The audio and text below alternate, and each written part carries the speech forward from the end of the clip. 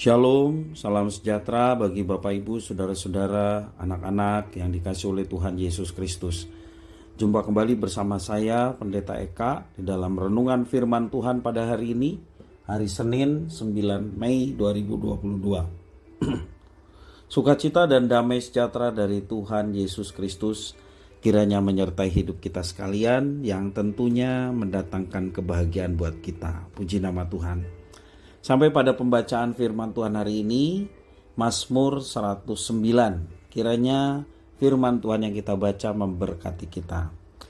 Baik Bapak Ibu Saudara-saudara, anak-anak, sebelum kita merenungkan bagian firman Tuhan yang kita baca hari ini, kita berdoa.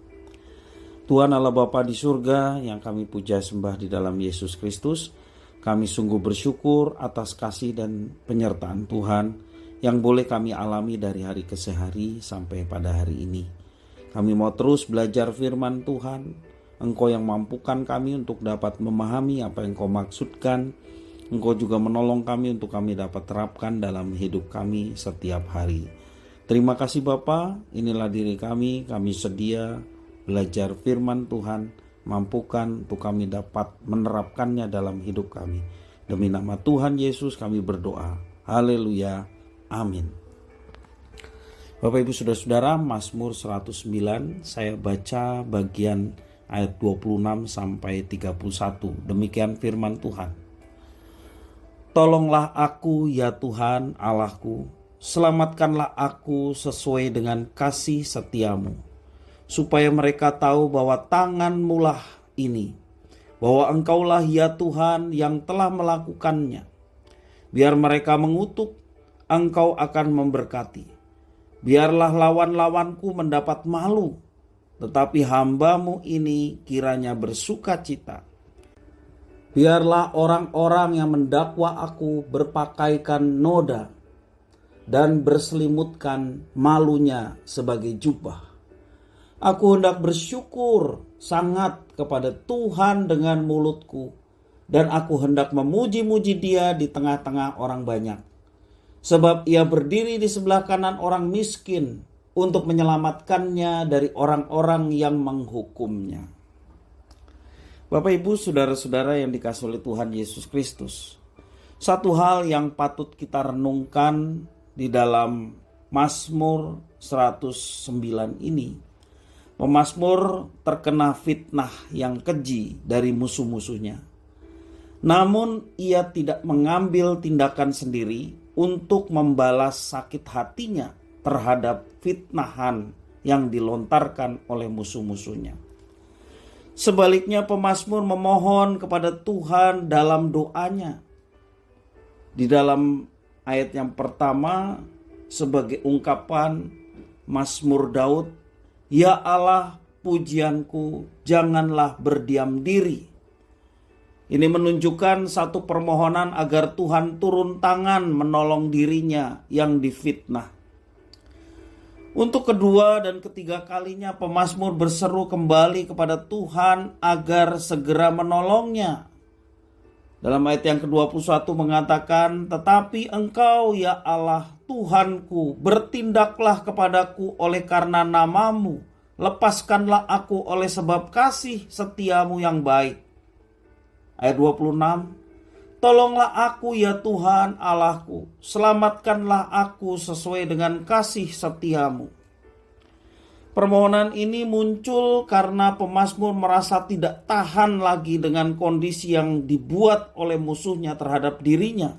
Dan permohonannya ini diikuti dengan permintaan agar Tuhan segera menghukum semua musuh-musuhnya. Coba kita perhatikan di dalam ayat 6 sampai 20 ya. Seandainya permintaan tersebut dikabulkan, itu benar-benar akan membuat musuh-musuh pemazmur hidup dalam kesengsaraan. Mengapa? Karena ini adalah bagian dari mazmur kutukan, yaitu mazmur yang berisi permohonan dari pemazmur agar Tuhan membinasakan musuh-musuhnya. Pertanyaannya adalah, apakah permohonan pemazmur ini dapat dikategorikan sebagai dosa? Tentu saja tidak. Walaupun pemazmur mengharapkan adanya pembalasan terhadap para musuhnya, namun ia dengan rendah hati menyerahkan hak penghukuman itu kepada Tuhan yang berkuasa. Bagaimanapun hal ini sesuai dengan firman Tuhan yang dikatakan bahwa pembalasan adalah hak Tuhan. Baik perjanjian lama maupun perjanjian baru mengajarkan bahwa jangan balas dendam sebab pembalasan itu adalah hak Tuhan. Dalam Ulangan pasal 32 ayat 35 dikatakan firman Tuhan, "Hakkulah dendam dan pembalasan pada waktu kaki mereka goyang, sebab hari bencana bagi mereka telah dekat, akan segera datang apa yang telah disediakan bagi mereka." Kemudian dalam kitab perjanjian baru Roma 12 ayat 9 mengajarkan bahwa jangan kita membalas dendam sebab hak membalas dendam adalah hak Tuhan. Saudara-saudaraku yang kekasih, janganlah kamu sendiri menuntut pembalasan, tetapi berilah tempat kepada murka Allah, sebab ada tertulis, pembalasan itu adalah hakku, akulah yang akan menuntut pembalasan, firman Tuhan.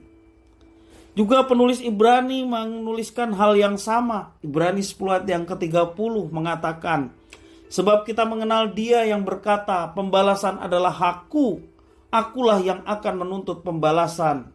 Dan lagi, Tuhan akan menghakimi umatnya. Bapak, Ibu, saudara-saudara, anak-anak yang dikasihi oleh Tuhan, dari perikop di atas ada nasihat yang penting bagi kita sebagai orang Kristen. Apa nasihatnya? Kita tidak perlu membalas kejahatan orang lain dengan tindakan yang berdasarkan niat membalas dendam. Apabila kita merasa hati kita disakiti karena perkataan orang atau perbuatan orang lain yang membenci kita, hendaklah kita menyerahkannya kepada Tuhan untuk memberikan keadilan kepada kita. Karena Dia, Tuhan, adalah pembela kita. Dialah yang akan bertindak menyatakan keadilannya. Kita bisa menceritakan sakit hati kita, kepedihan hati kita kepada Tuhan tanpa disertai tindakan membalas. Kita hanya memohon keadilan Tuhan saja. Serahkan semuanya kepada Tuhan. Dengan demikian, kita akan terlepas dari dosa yang menggerogoti kita. Mari Bapak, Ibu, saudara-saudara yang dikasihi oleh Tuhan, jangan menyimpan sakit hati lama-lama. Kita serahkan kepada Tuhan supaya hati kita lepas dan tidak dikuasai oleh sakit hati yang bisa digunakan iblis sehingga kita ingin membalas dendam. Serahkan semuanya kepada Tuhan, Dia yang maha adil, Dia akan bertindak sesuai dengan keadilannya. Kiranya firman Tuhan ini memberkati kita sekalian. Mari kita berdoa. Tuhan Allah Bapa di surga, di dalam Yesus Kristus, terima kasih atas firman Tuhan yang mengajarkan kepada kami bahwa kami tidaklah layak untuk membalas dendam setiap perbuatan orang yang sudah menyakiti hati kami. Tetapi keadilan Tuhan yang akan dinyatakan. Biarlah kami boleh mengasihi orang lain, bahkan orang yang membenci kami, seperti yang Yesus ajarkan. Untuk kami mengasihi orang yang memusuhi kami, mendoakan orang yang membenci kami. Karena kami tahu Tuhan, pembalasan adalah hak Tuhan. Dan kami rindu juga ketika kami boleh mengalami kepedihan hati ketika orang lain menyakiti hati kami. Tuhan yang memulihkan mereka sehingga mereka boleh menjadi orang-orang yang mendapatkan belas kasihan Tuhan dan bertobat sehingga mereka pun boleh mendapatkan pengampunan dari Tuhan. Terima kasih ya Tuhan atas firman-Mu hari ini mengajarkan kami untuk senantiasa berserah kepada Tuhan. Karena Engkau yang adil yang akan menyatakan keadilan itu dalam kehidupan kami, dalam pergaulan kami. Terima kasih ya Tuhan atas firman Tuhan. Demi nama Tuhan Yesus Kristus kami sudah berdoa dan bersyukur. Haleluya. Amin.